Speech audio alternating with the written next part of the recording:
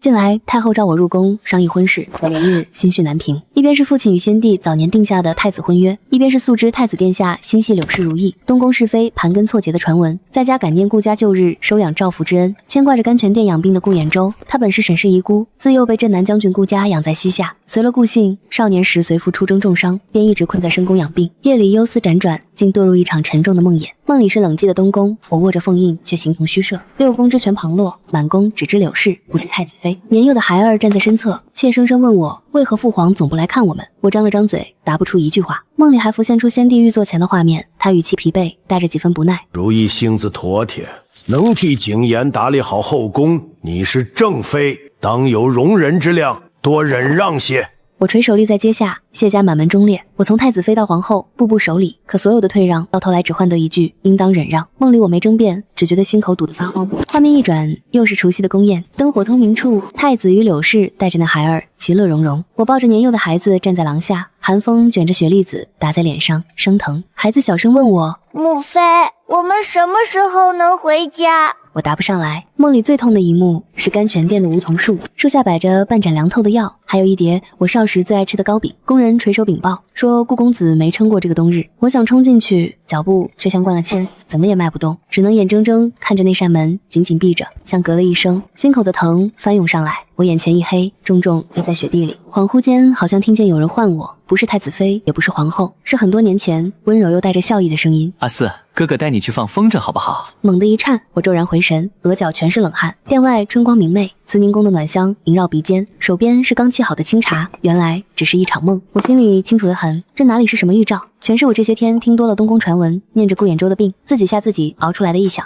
可梦里的冷遇、委屈、辜负与迟来的悔恨，全是我顺着当下情势推想出的最坏结局，像一道惊雷劈在心头，让我瞬间清醒。这条路委曲求全，难有善终，我绝不能走。云四，云四。太后娘娘正笑盈盈地看着我，天子坐在榻边，手里端着一盏茶。我浑身僵住，太后还在，天子还在，这不是梦魇深处的凄凉光景，是慈宁宫，是我16岁这年刚行过及笄礼，太后亲自敲定太子妃人选的日子。方才的惊梦虽只是臆想，却像一场刺骨的警示，敲得我心神俱震。这孩子怎么说着话就走神了？太后笑嗔一声，又慢悠悠开口：哀家问你呢，你喜不喜欢景琰？愿不愿嫁给他做太子妃？轰的一声，耳边像炸开惊雷，就是这句话。从前我心中对太子存着少年时的模糊好感，若今日红着脸点头应下，往后便要踏入那盘根错节的东宫，在忍让与冷遇里耗过一生，重蹈梦里的覆辙。我浑身控制不住的发颤，心底却愈发清明。现实里，太子偏宠柳氏早已不是秘闻，我若入东宫，不过是揣着正妃的名分，过着委曲求全的日子。云溪，天子察觉不对，放下茶盏。你这是怎么了？我屈膝跪了下去，膝盖磕在金砖上，发出一声闷响。陛下，娘娘。我的声音带着抖，却异常坚定。当年婚事不过口头之约，臣女心中另有一桩婚约。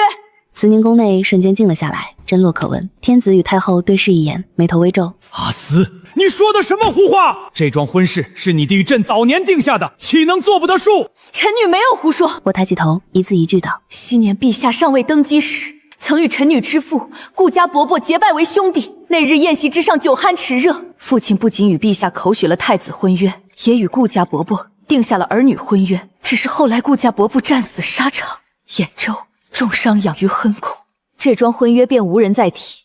陛下或许也早已忘却。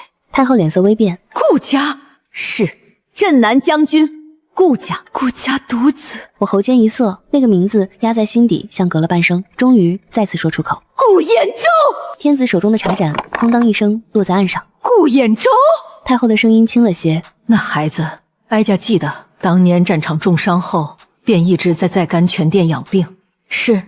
眼泪终于落了下来，我俯身叩首。他才是臣女本该嫁的人。臣女自知太子殿下心有所属，强入东宫只会彼此为难，于礼法与两家皆无益处。臣女求陛下娘娘成全。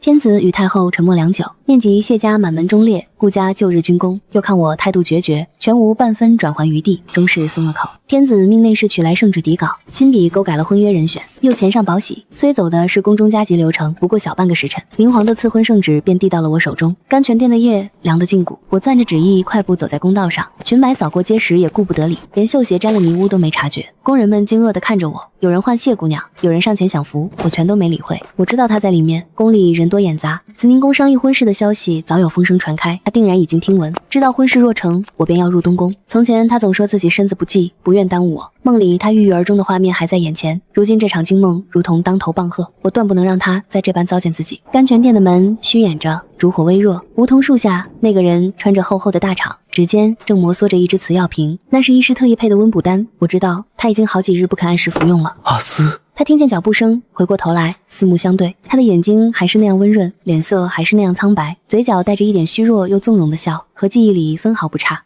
太子妃备驾事务繁补。他咳了一声，语气如常。你怎么回来？我没让他说完，快步冲上前，我一把从他手中夺过药瓶，紧紧攥在手里。不许放弃！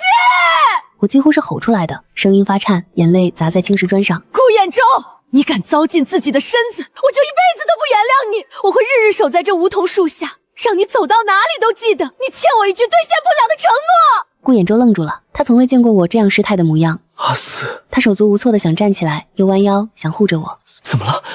出什么事了？地上凉，你快站开些！我拽住他的衣袖，把怀里那卷明皇圣旨塞进他手里，自己看。他展开圣旨，烛光下墨迹未干，玉玺殷红，赐婚。顾衍州与谢云似，他僵在原地，久久望着那行字，手指微微发颤，而后忽然剧烈咳嗽起来。顾衍州！我慌了，连忙扶住他。他咳了好半天才平复下来，抬眼看我，眼底翻涌着欢喜，又藏着痛楚与自责。太子妃，他的声音沙哑，是不是很不好？我愣住了。所有人都说我嫁给太子是天大的福气，从没有人问过我好不好，只有他，只有顾衍州会问。不好！我扑进他怀里，闷声说，一点都不好。顾衍州，你不在，我心里不安稳。他的身体僵硬了一瞬，而后伸手轻轻环住了我。不哭了。他的声音很轻很轻。阿斯不哭了，哥哥在，夫君在。半个时辰后，萧景琰赶到了慈宁宫。父皇母后，他进门时还带着笑意。阿斯呢？婚事定下了吧？天子脸色铁青，太后别过脸，不愿看他。阿斯去哪儿了？萧景琰的笑容渐渐挂不住。他的婚事定给了谁？定了。太后开口，语气平淡。顾家独子顾衍州。萧景琰的笑容彻底僵在脸上。什么？阿斯自己求的，陛下与本宫都准。太后看着他，婚期定在下月。顾衍州！萧景琰声音拔高，他身负重伤，常年卧病，怎么能放肆？天子猛地拍案，怒声呵斥：混账！谁教你说的这般话？顾家世代忠良，兖州那孩子是为家国受的伤。父皇，萧景琰急了，阿斯是要做太子妃的人，怎么能嫁给一个病秧子？阿斯自己不愿嫁你。天子的声音冷了下来。萧景琰愣住了。什么？他跪在朕与你母后面前，求朕抹去与你的婚约。天子语气疲惫：萧景琰，你是怎么待他的？让他宁可选择养病的顾延州，也不愿嫁入东宫。萧景琰的脸色一点点白了，他身后柳如意不知何时跟了进来，此刻也怔怔地站着，忘了反应。怎么会？萧景琰摇头：怎么会？他明明心悦我的。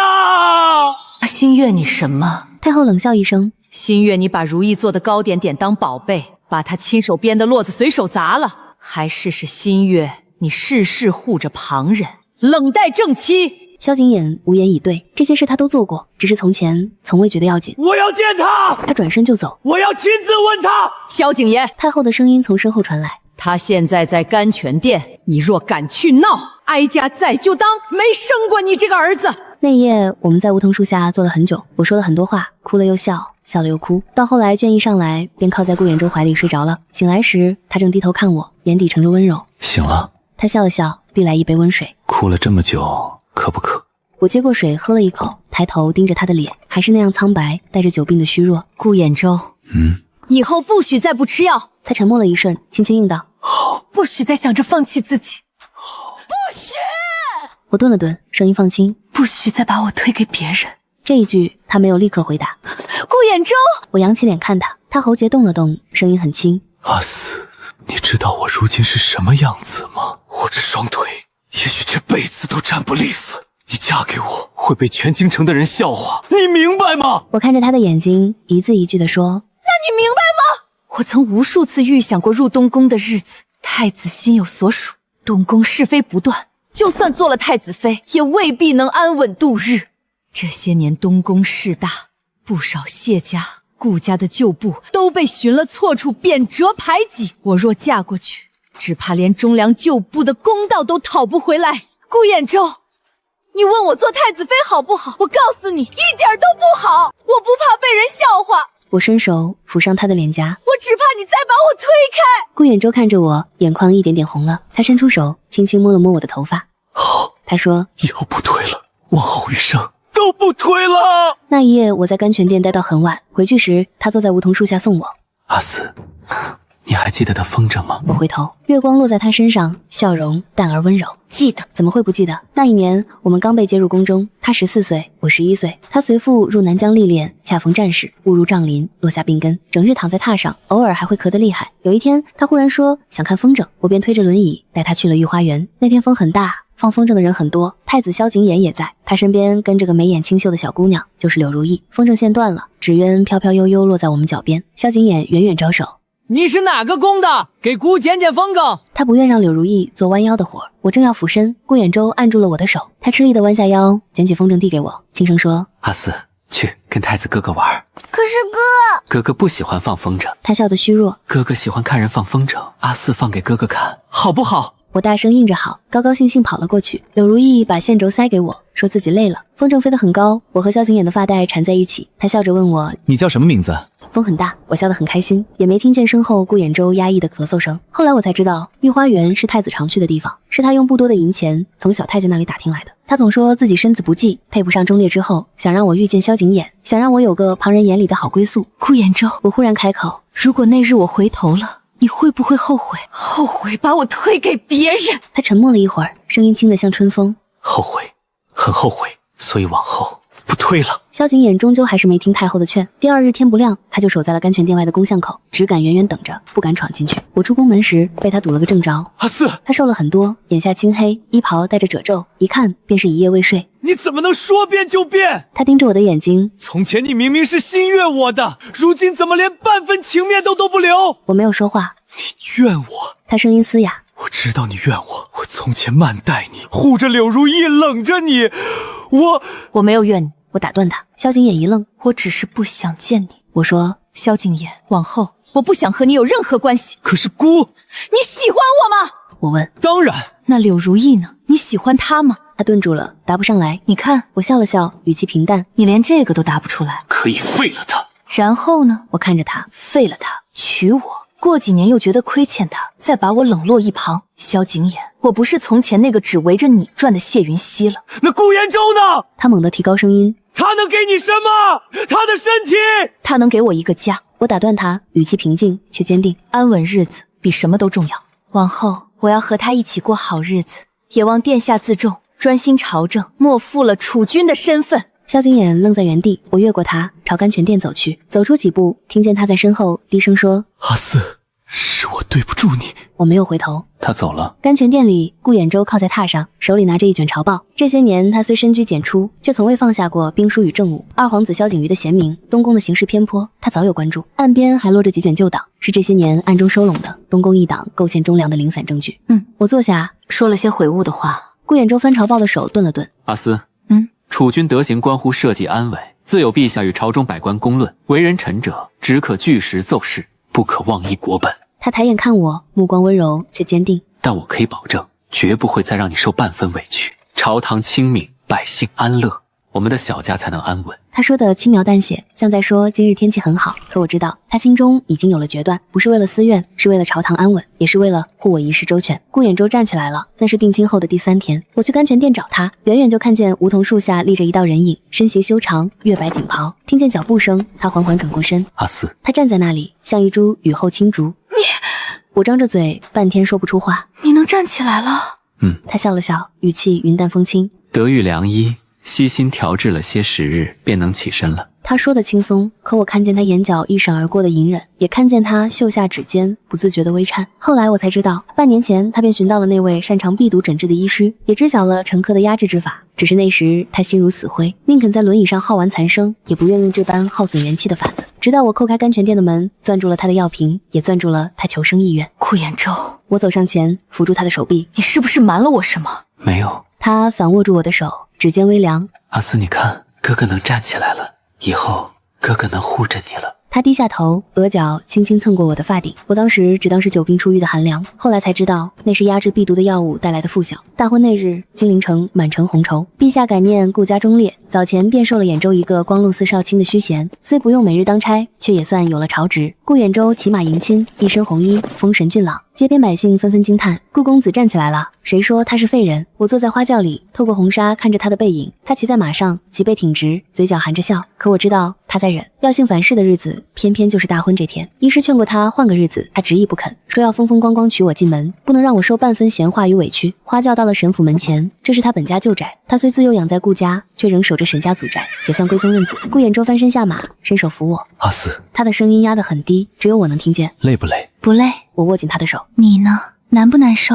不碍事。他笑着说，可手在微微发抖。大婚礼成，宾客散去，洞房里红烛高烧。顾兖州坐在床沿，我坐在他身旁。阿斯，嗯，我是不是在做梦？我伸手轻轻掐了掐他的脸。疼吗？疼。他笑了，眼眶却红了。不是梦。不是吗？我靠在他肩上。顾兖州，你是我的夫君了。他低下头，很久没有抬起来。我听见他闷闷的声音：阿斯，谢谢你，谢谢你，没有不要我。我抱住他，他的身体很凉，心跳却很快。不会的，我说，这辈子下辈子都会。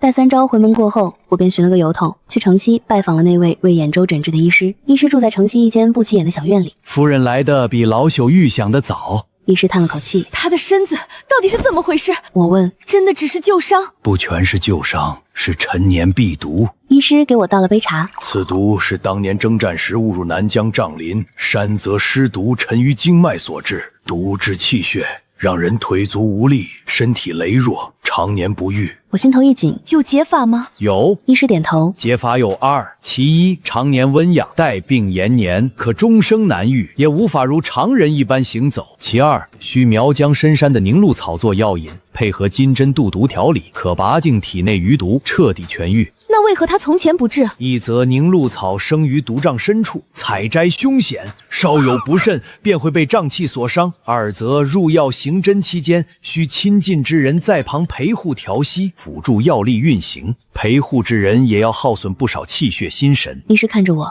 顾大人早前便问过根治之法，只是听闻需亲近之人陪护耗损气血，他便绝口不提了。从前他心灰意冷，不愿旁人替他冒险，便索性放弃了。我握着茶杯的手紧了紧，原来他不是不能好，是不愿拖累人。那他如今能站起来，是服了暂时压制毒性的汤药，能保数月行动如常。可药性一过，毒性反弹会更耗损身子。医师叹气，他说要风风光光娶夫人过门，不能让您受半分委屈。我坐在那里，眼泪一颗一颗砸在手背上。医师，我抬起头，语气坚定，我要治，不管有多难，我都要他痊愈。夫人可想清楚了，陪护行针的过程，您也要承受不适。我想清楚了。我说，他为我连身子都能不顾，我陪他走这一遭，算得了什么？医师看着我，良久叹了口气，只是还有一桩难处。苗疆深山乃大雁番属辖地，无官文不得擅入。凝露草也属当地管冲的珍稀药材，需皇室旨意方能取用。我明白了，顾兖州留心朝局，据实奏事，不只是为了朝堂安稳，也是在为求这一道旨意铺路。他不想让我知道这些凶险，只想自己把路铺好，护我一世安稳。可他不知道，我也想和他并肩，一起跨过这道坎。今日之事，我叮嘱医师，先不要告诉他，我想等一切稳妥了再和他说。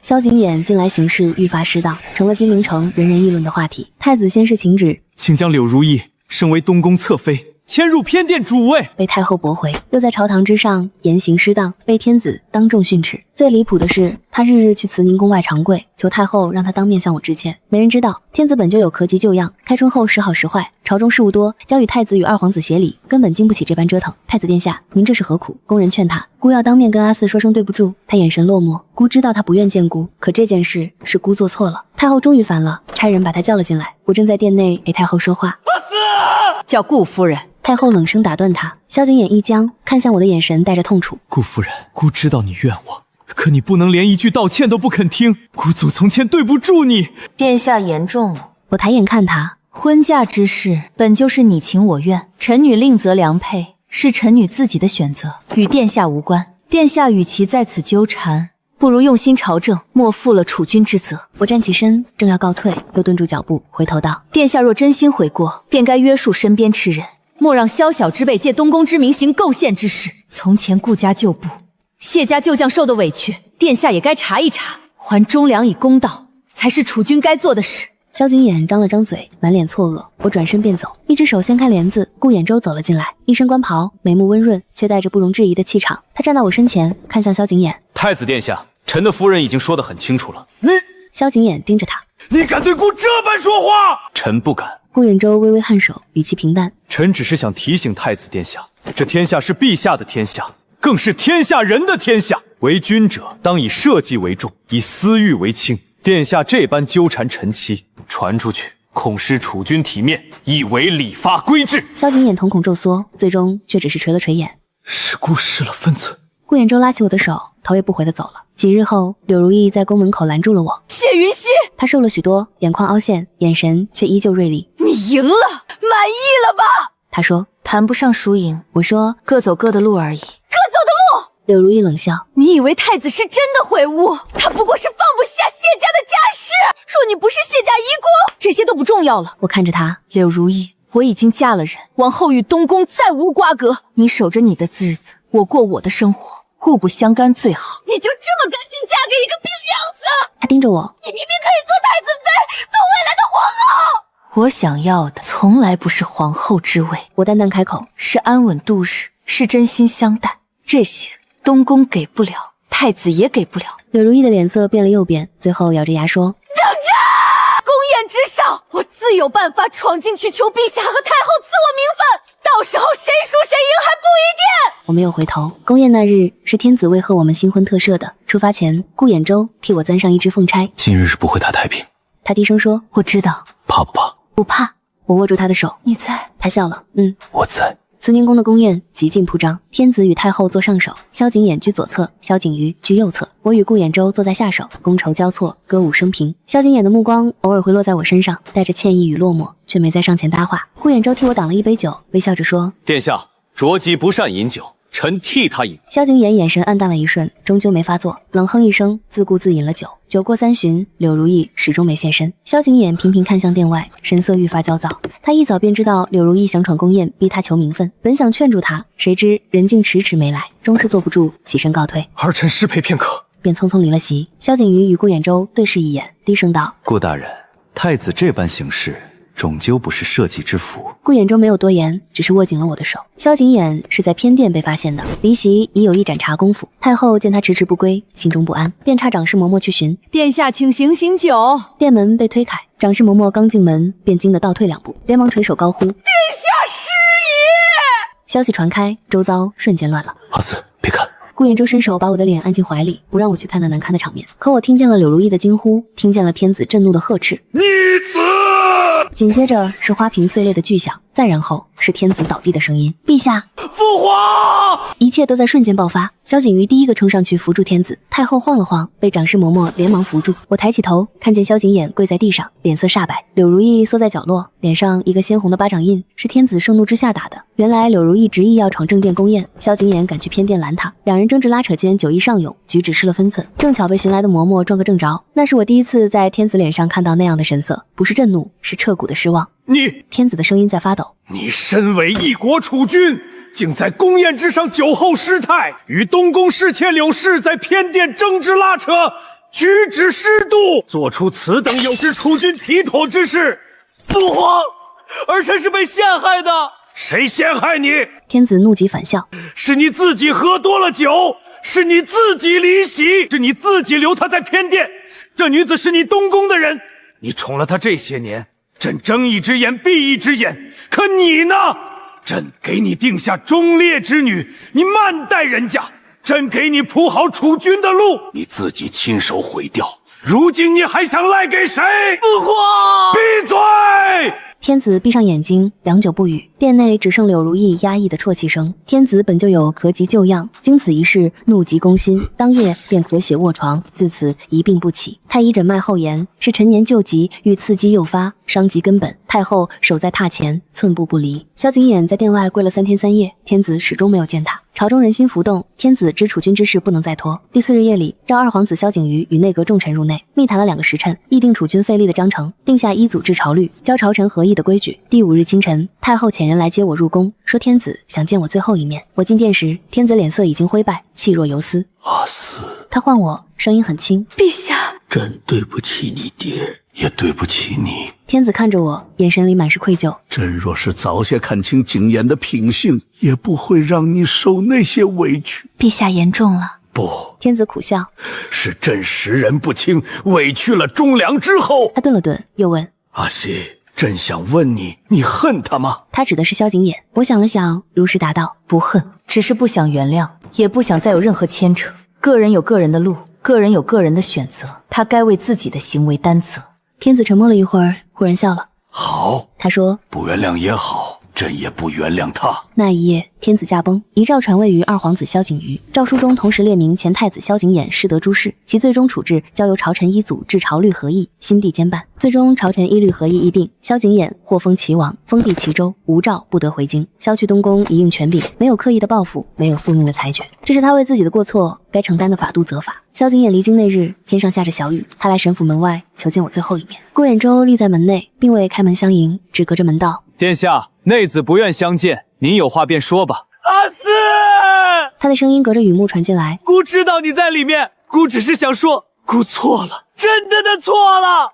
姑不该慢待你，不该护着柳氏伤你的心。他声音哽咽，姑不求你原谅，只求你往后平安顺累。我站在门后，没有开门。殿下一路保重。我说，到了齐州，好自为之，多思己过，莫再任性妄为。门外沉默了很久，雨声淅淅沥沥，脚步声渐渐远去，消失在雨幕里。顾衍周回到屋内，握住我的手。他走了，不去送送？不去。他低下头，额角轻轻蹭过我的发顶。都过去了，以后只有我们。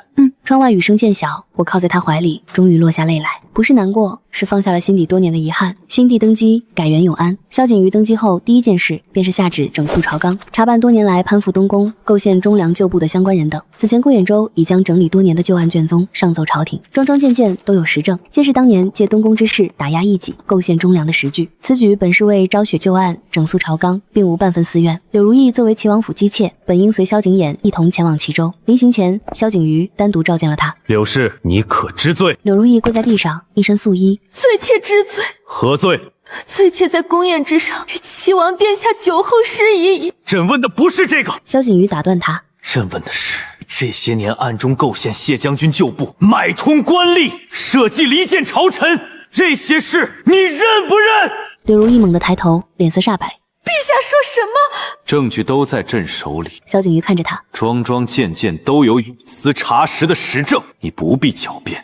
柳如意浑身发抖，还想辩驳。你认与不认都不重要了。萧景瑜站起身，念在你未曾伤及人命，依律朕不赐你死具。你随七王去齐州，入王府家庙思过，终生不得出府。望你诚心悔过。陛下，带押下去。新帝下的第2道旨意，便是赐顾衍周特许官文，准他持旨入苗疆深山要谷，求取凝露草入药。一来感念顾家世代忠烈，顾衍周为国立功负伤；二来嘉奖他整理旧案，昭雪忠良之功。顾衍周跪谢圣恩。出殿时，我正站在殿外等他。陛下允了？我问。允了。他握住我的手，眉眼弯弯，像当年梧桐树下的少年。阿四，我有救了，等我痊愈了，以后年年都陪你放正。苗疆路途遥远，他又说，你在京中等着我，我很快就回来。我要跟你去。阿四，我说过，不许你再把我推开。我看着他，你要去寻药，我便陪你去，无论好坏，都和你在一处。顾衍周看了我很久，终究叹了口气，笑着点头。好，我们一起去。去苗疆的路走了2个月，顾衍周的身体时好时坏。好的时候，他骑马走在我前面，脊背挺直；坏的时候，他躺在马车里，额头滚烫，咳嗽不止。压制屁毒的药力渐渐压不住陈珂了。第一次毒性反弹是在半路，他忽然累住马，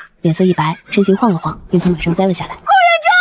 没事。他撑着地面想起来，声音发虚，只是有些累。话音未落，便昏了过去。我连忙扑上去扶住他，他的手冰凉，嘴唇泛白，额上全是冷汗。那一次，他昏迷了3天3夜，醒来时，苗疆的青山已经映在车窗里。到他哑声问。到了。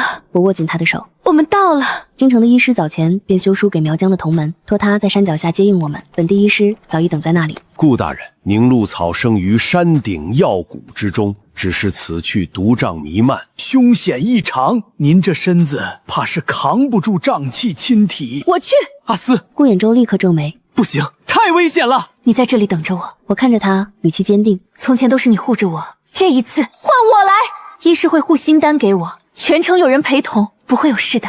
我亲自去，也能亲眼确认药材无误。苗疆药谷毒瘴弥漫，医师在前面引路，我跟在后面。瘴气呛得人喉咙发紧，脚下青苔湿滑，每一步都走得艰难。走了不知道多久，腿开始发软，意识也有些模糊。终于，我看见了那棵巨大的古树，树下生着一丛碧绿色的草，草叶上凝着晨露，正是凝露草。就是它了。医师低声说：“夫人小心，草叶沾了瘴气，碰了会刺痛发麻。”我走上前，服下护心丹，伸手摘下了那株凝露草。指尖触到草叶的瞬间，一阵细密的刺痛传来，可我心里是欢喜的。顾衍周，你有救了，我们以后还有很长很长的日子。我从药谷下来时，天已经黑了。顾衍周撑着病体等在山脚下，看见我下来，连忙上前。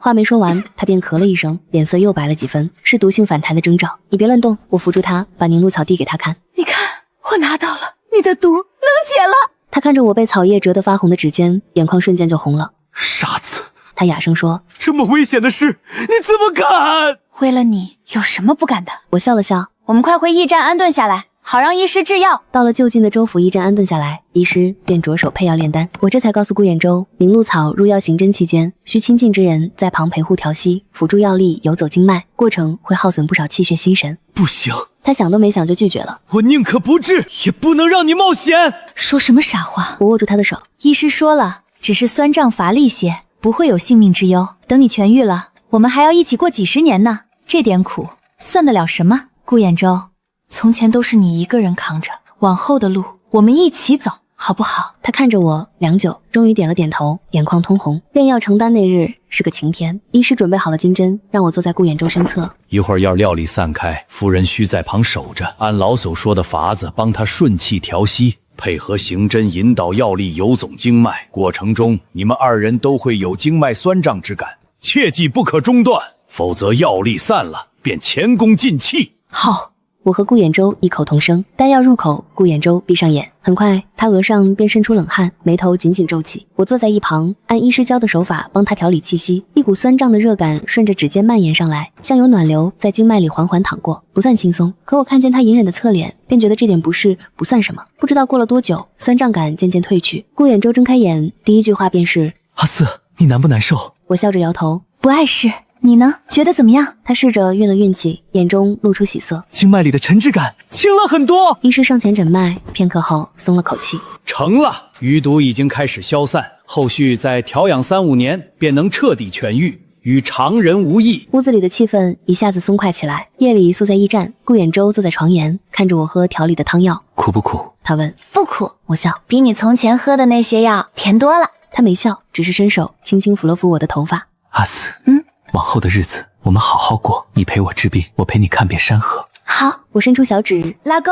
他愣了一下，随即也伸出小指勾住我的拉钩。两只小指紧紧勾在一起，像辗转多年的心意，终于稳稳落在了实处。来年春天，齐州传来消息，萧景琰到齐州后，早年纵容下属，构陷忠良的罪证经有司一律全部查实，一律被削去兵权，圈禁于齐王府中，无诏不得出府。柳如意入了王府家庙，终日礼佛思过，终生不得踏出府门一步。个人有个人的选择，个人有个人的归宿，法度昭彰，罚当其罪。我问顾衍周，你觉得柳如意可惜吗？顾衍周想了想，可惜，但不无辜。路是他自己选的，后果便要自己承担。那我呢？我笑着问，我可惜吗？你不可惜。他握紧我的手，眼底盛着温柔的笑意。你有我。顾衍周，你真不害臊。他笑出声，跟自家夫人过日子，要脸做什么？永安3年，春天来得格外早，沈府的梧桐树开了花，风一吹，淡紫色的小花簌簌往下落。我坐在树下，手里拿着一只新做的风筝。阿四，身后有人唤我，我回头，顾衍周站在春光里，一身青衫，眉目含笑，他手里也拿着一只风筝，是少年时我最喜欢的蝴蝶样式。去上风筝。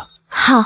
御花园的风还是和从前一样好。我拉着线轴，顾衍周站在我身旁，风筝飞得很高很高。还记不记得小时候？他问。记得。你骗我说你不喜欢放风，只喜欢看人放。我没骗你，他说：“我是真的喜欢看人放风筝。看谁？看你。”他低下头，笑眼里盛着碎光。只是那时候我觉得自己不配放风筝，不配跟你玩，不配喜欢你。风忽然大了起来，风筝线绷得笔直。现在呢？我抬头问他。现在，他伸手附在我的手上，和我一起握住线轴。现在我觉得天上地下只有我配。顾堰舟，你真不害臊。他笑得温柔。可你喜欢？风筝飞得很高，线在我们手里，很稳很稳。我想起很多年前的那个春天，他坐在轮椅上推着我去放风筝，说哥哥不喜欢放，说阿四去跟太子哥哥玩。那时候风太大，我听不见他压抑的咳嗽声。如今风还是很大，可我能清清楚楚听见他的心跳声，就在我耳边，沉稳又安心。顾堰舟，我忽然轻声唤他，他身子微顿，低头看我，眼底的温柔漫了出来。往后的日子还很长，养病的日子或许会有些无聊。可是我靠在他怀里，听着他的心跳，有你在，我就什么都不怕。他低下头，轻轻吻了吻我的发顶。我也不怕。风筝在春风里飘摇，线轴握在我们手中，稳稳的。我不算聪明，也险些走错路，可我终于做对了一件最重要的事，选了你。